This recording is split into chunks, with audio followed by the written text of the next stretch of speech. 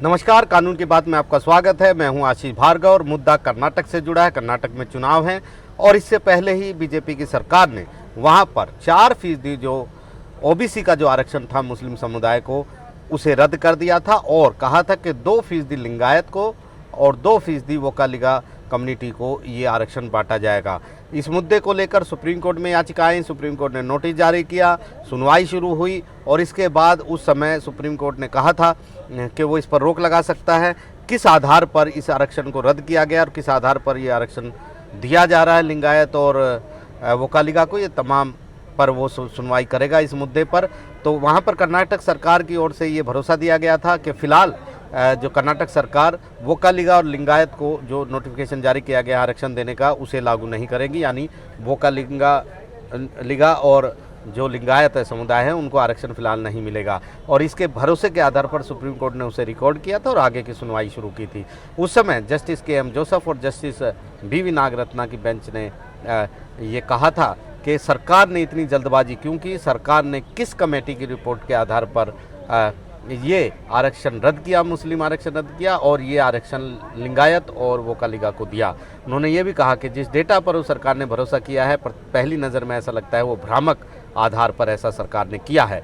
लेकिन तुषार मेहता जो solicitor general हैं, वो कर्नाटक सरकार की तरफ से अपीयर हुए थे और उन्होंने कहा था कि मुस्लिम समुदाय को जो आरक्षण दिया गया था वो असंवैधानिक था, क्योंकि धर्म के आधार पर कभी भी आरक्षण नहीं दिया जा सकता, ये उनका कहना था। तो लिहाजा जो सुनवाई थी वो 9 मई के लिए थी और अब चुनाव वहाँ पर कर्नाटक में चुनाव की घड़ी है और ऐसे में बड़ी डेवलपमेंट हुई है और सुप्रीम कोर्ट ने व्यवस्था दी है। सुप्रीम कोर्ट में कर्नाटक सरकार ने भरोसा भी दिया है कि कोर्ट के अगले आदेशों तक वोकालिगा और लिंगायत दोनों को जो आरक्षण देने की बात थी वो लागू नहीं होगा। यानी फिलहाल कोई आरक्षण किसी को नहीं मिलेगा, न दाखिलों में न सरकारी नौकरियों में। और सुप्रीम कोर्ट ने इस मामले में सुनवाई को 25 जुलाई तक के लिए टाल दिया है। तो यहाँ पर मुस्लिम आरक्षण को जो रद्द किया गया था उसे एक बार फिर असंवैधानिक कहा है। यहाँ सॉलिसिटर जनरल ने कहा कि वो धर्म के आधार पर असंवैधानिक है, कोई आरक्षण नहीं दिया जा सकता। लेकिन फिलहाल उन्होंने भरोसा दिलाया कि मामले को टाल दिया जाए और अगले कोर्ट के आदेशों तक कोई आरक्षण, जो नई अधिसूचना जारी की गई थी उसके आधार पर लिंगायत और वोकालिगा को नहीं दिया जाएगा।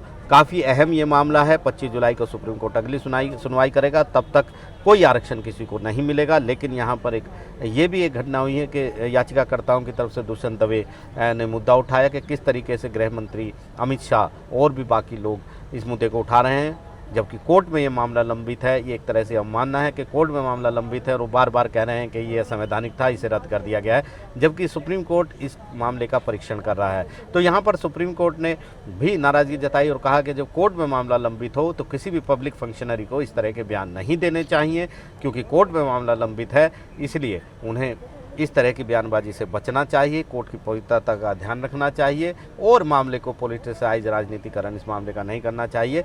उन्होंने ये भी कहा कि हम नहीं चाहते कि मामले का राजनीतिकरण हो। लेकिन दूसरी ओर सॉलिसिटर जनरल तुषार मेहता कह रहे थे कि वो अब भी इस बात पर कायम है कि ये जो मामला है, जो मुस्लिम को जो आरक्षण दिया गया था वो धर्म के आधार पर था और धर्म के आधार पर किसी भी तरह का आरक्षण देना जो है वह संवैधानिक है। कोई व्यवस्था किस तरह की नहीं है। सुप्रीम कोर्ट भी अपने आदेशों में कह चुका है, संविधान में भी यही बात लिखी है। हालांकि उन्होंने कहा कि वो राजनीति के मुद्दे पर नहीं जाएंगे और राजनीति की बात नहीं करेंगे, लेकिन वो तथ्यों के आधार पर अपनी बात करेंगे और वो ये अब भी कह रहे हैं कि ये असंवैधानिक था, इसलिए उसे रद्द किया गया है। सुप्रीम कोर्ट ने कहा कि क्योंकि वो पेश हो रहे हैं, कोर्ट के भीतर इस तरह की बात की जा सकती है, लेकिन कोर्ट के बाहर इस तरह की बयानबाजी से बचना चाहिए, खासकर तब जब मामला कोर्ट में लंबित हो। तो एक बड़ा मामला है, कर्नाटक में राजनीतिक मुद्दा भी है और इसके साथ साथ एक कानूनी मुद्दा भी है। सुप्रीम कोर्ट इसका परीक्षण कर रहा है। सुप्रीम कोर्ट ने कर्नाटक सरकार से बहुत सारे सवाल भी इस मुद्दे पर पूछे थे, लेकिन वो स्टे करने की बात थी। लेकिन खुद कर्नाटक सरकार की तरफ से कहा गया था कि फिलहाल अगले आदेशों तक वो इसे लागू नहीं करेगी, ये उसने भरोसा कोर्ट को दिलाया था और इसके बाद ये मुद्दा जो है अभी सुनवाई के लिए आया था। तो फिलहाल किसी भी तरह का आरक्षण जो है लिंगायत और वोकालिगा कम्युनिटी को, समुदाय को भी नहीं है।